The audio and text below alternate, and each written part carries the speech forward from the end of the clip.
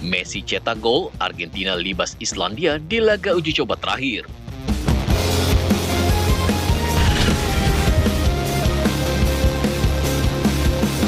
Lakoni laga pembuka, Meksiko dan Afrika Selatan saling optimis amankan 3 angka.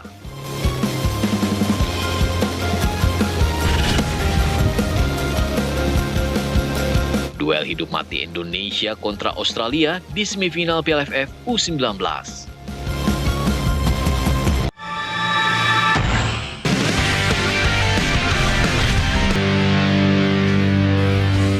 Salam Sport One, selamat pagi pemirsa, apa kabar Anda? Hari ini senang sekali kabar Arena Pagi.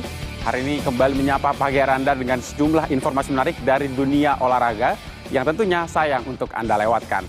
Selamat 30 menit ke depan pemirsa bersama saya Yohanes Ronaldo. Inilah kabar Arena Pagi selengkapnya.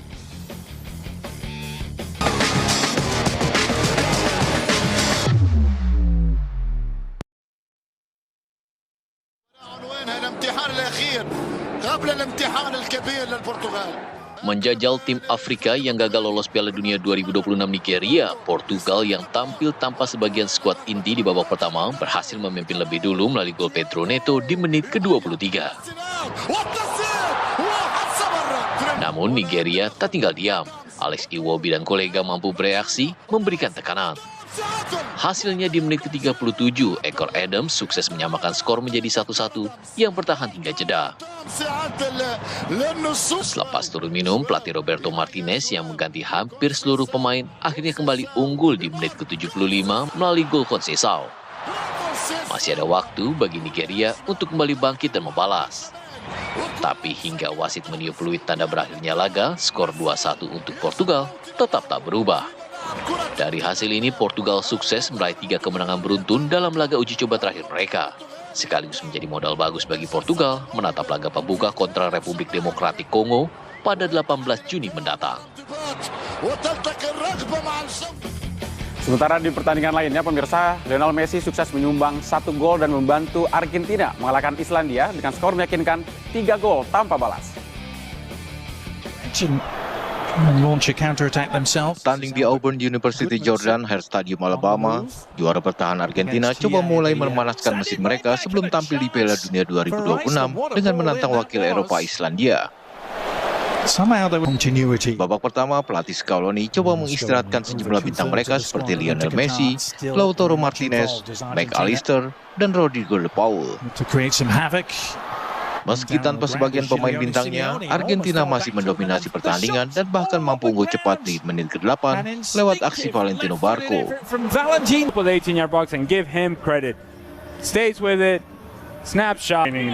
Unggul 1 gol, tim Tenggo kian percaya diri, namun upaya mereka untuk menambah gol belum ada lagi yang membuahkan hasil hingga kedua tim turun minum.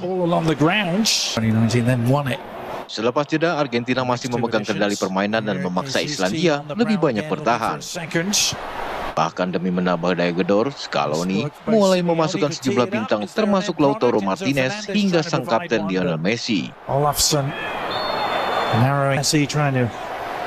Hasilnya, Argentina baru bisa menambah keunggulan mereka lewat gol penalti Messi di menit ke-72.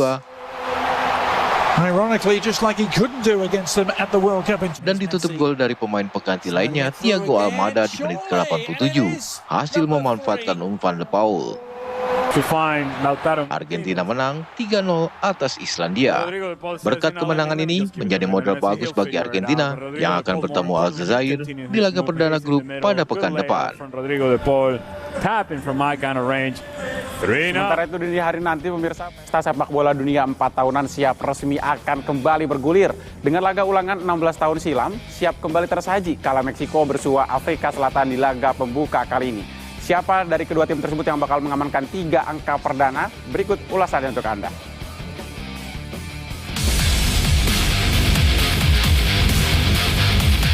Perjuangan 48 kontestan dalam perburuan trofi bergengsi Piala Dunia 2026 siap bergulir dalam hitungan jam. Dan Mexico City menjadi lokasi pertama tanda dimulainya pesta sepak bola 4 tahunan tersebut kala tuan rumah Meksiko melawan Afrika Selatan di Stadion Azteca dalam laga perdana grup A. Pertandingan ini menjadi salah satu duel paling menarik pada fase grup tersebut karena menghadirkan pengulangan sejarah 16 tahun silam ketika kedua tim bertemu pada laga pembuka Piala Dunia 2010 di Johannesburg. Bagi Meksiko yang kini tampil sebagai tuan rumah, mereka bakal memikul ekspektasi besar publik untuk melangkah jauh di turnamen yang digelar di negara mereka. Dan keseriusan itu bisa telah dibuktikan lewat penampilan mereka di beberapa bulan terakhir. Ya, pasukan Javier Aguirre itu tak terkalahkan sejak lawan Paraguay 16 November 2025. Setelahnya, mereka jalani 8 laga tanpa kekalahan, 6 diantaranya raih kemenangan. Ditambah dukungan penonton, Meksiko diyakini bakal tampil percaya diri untuk mengamankan poin penuh perdana mereka. Di sisi lain, Afrika Selatan yang kembali hadir di Piala Dunia setelah absen sejak menjadi tuan rumah pada 2010, datang tanpa modal bagus. Imbang 2 gol dalam pertandingan pemanasan Piala Dunia melawan Jamaika dan Nicaragua bukanlah hasil yang menunjukkan kesiapan untuk membuat kejutan di Azteca. Bahkan, jika ditarik lebih jauh, skuad besutan Hugo Broos tak pernah menang 5 laga terakhir, 2 diantaranya telan kekalahan. Walau demikian, tim berjuluk Bafana tak bisa dipandang sebelah mata. Mereka mampu lolos melalui jalur kualifikasi Afrika dengan performa yang cukup stabil dan kolektif. Membawa skuad yang mengandalkan disiplin organisasi permainan serta kecepatan serangan balik, Afrika Selatan memiliki motivasi besar untuk menciptakan kejutan di laga pembuka. Mampukah? Dalam hitungan jam, gelaran pesta sepak bola dunia akan resmi bergulir dan Stadion Azteca di Meksiko akan menjadi pembukaan gelaran sepak bola terakbar. Dan tahukah Anda sejumlah peristiwa bersejarah yang pernah tercipta di stadion ini? Berikut informasi untuk Anda.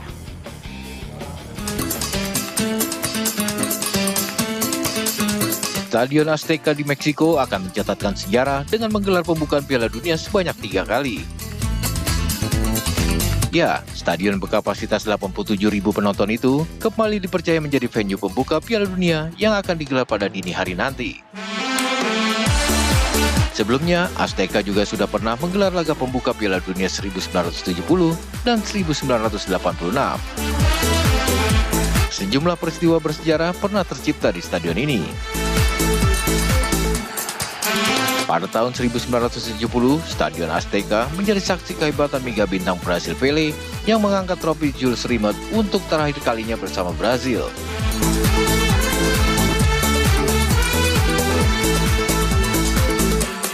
Selanjutnya di tahun 1986, Azteca juga menjadi venue kelahiran mega bintang Argentina, Diego Armando Maradona yang begitu populer dengan gol tangan Tuhannya ke gawang Inggris. Sekaligus menghadirkan trofi Piala Dunia kedua untuk Argentina.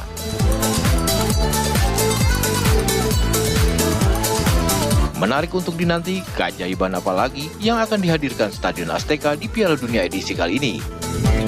Stadion Azteca sendiri akan menggelar 5 pertandingan selama Piala Dunia 2026. 3 pertandingan fase grup dan masing-masing 1 laga babak 32 besar dan 16 besar. Pemirsa, kabar dari Pesta Sepak Bola Dunia masih akan hadir sesaat lagi. Tetaplah bersama kami di Kabar Arena Pagi.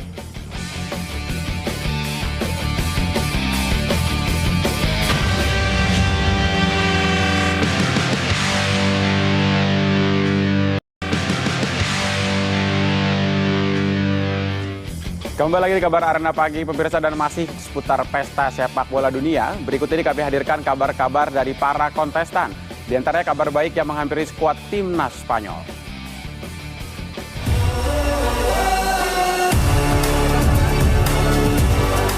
Jelang bergulirnya Piala Dunia 2026, pelatih Spanyol Luis de la Fuente membawa kabar positif terkait perkembangan terbaru bintang muda mereka Lamine Yamal.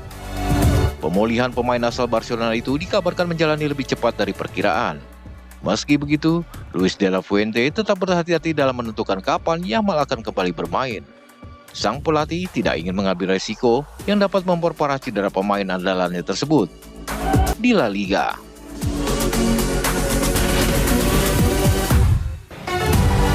Timnas Iran terus menghadapi situasi yang berbeda dibanding negara-negara lain yang tampil pada ajang Piala Dunia 2026. Usai masalah visa yang belum rampung kali ini hingga lokasi pemusatan latihan, Federasi Sepak Bola Iran mengungkapkan bahwa alokasi tiket resmi untuk para pendukung mereka dicabut hanya beberapa hari sebelum kompetisi dimulai. Keputusan ini pun memicu protes keras karena dinilai merugikan ribuan supporter yang telah menyiapkan perjalanan mereka ke Amerika Utara. Diketahui sebelumnya, regulasi FIFA mengatur bahwa setiap federasi peserta Piala Dunia berhak menerima alokasi sekitar 8% tiket untuk setiap pertandingan yang dimainkan.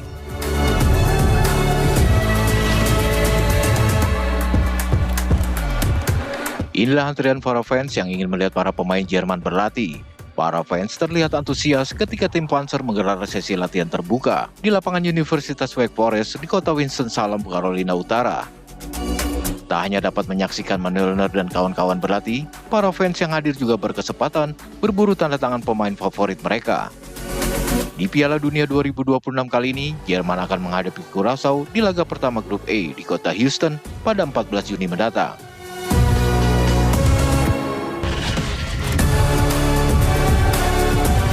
Salah satu wasit Piala Dunia 2026 yang ditolak masuk ke Amerika Serikat, Omnal Abdul Qadir Artan, akhirnya kembali ke negaranya Somalia. Kepulangan Artan disambut bak pahlawan oleh masyarakat setempat. Artan yang terpilih sebagai wasit terbaik benua Afrika 2025, tadinya menjadi salah satu wasit terpilih memimpin laga Piala Dunia 2026. Namun kehadirannya ditolak oleh pemerintah Amerika, kendati ia datang menggunakan visa diplomatik. Pemerintah Amerika berdalih penolakan terjadi karena sang wasit diduga terafiliasi dengan salah satu organisasi teroris. Pesta sepak bola dunia 2026 hanya tinggal hitungan jam. Turnamen terakbar sepak bola dunia itu hadir dengan format baru dan sejumlah catatan menarik lainnya. Berikut kami hadirkan sejumlah catatan menarik seputar Piala Dunia 2026.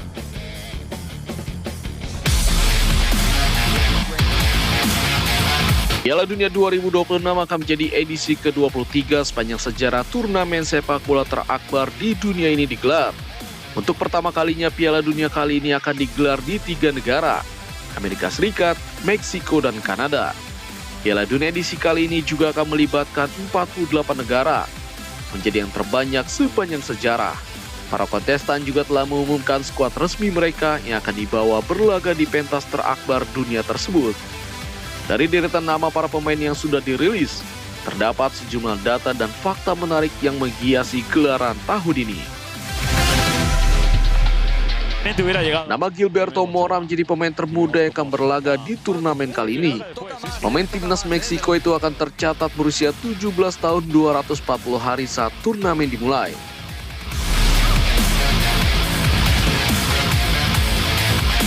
Sementara untuk pemain tertua tercatat atas nama penjaga gawang timnas Skotlandia, Craig Gordon, yang akan berusia 43 tahun 162 hari ketika turnamen bergulir.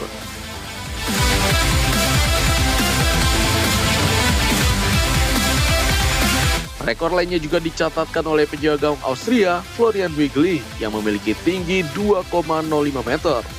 Kiper timnas Austria itu tercatat sebagai pemain tertinggi yang masuk dalam skuad Piala Dunia.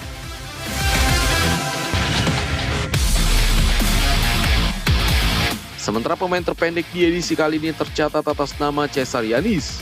Playmaker Panama itu memiliki tinggi badan 1,6 meter. Menariknya, jika dimainkan di babak penyisian grup, Yanis akan bertemu dengan bek Inggris Dan Burn, yang menjadi salah satu pemain belakang tertinggi dengan tinggi badan 2,01 meter.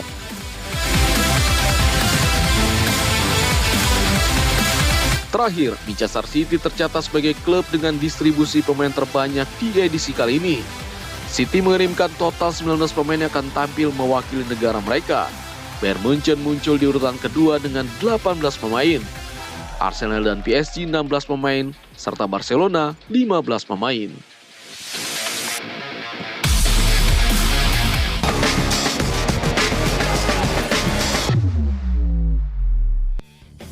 Pemirsa, duel hidup mati Indonesia kontra Australia di semifinal Piala AFF U19.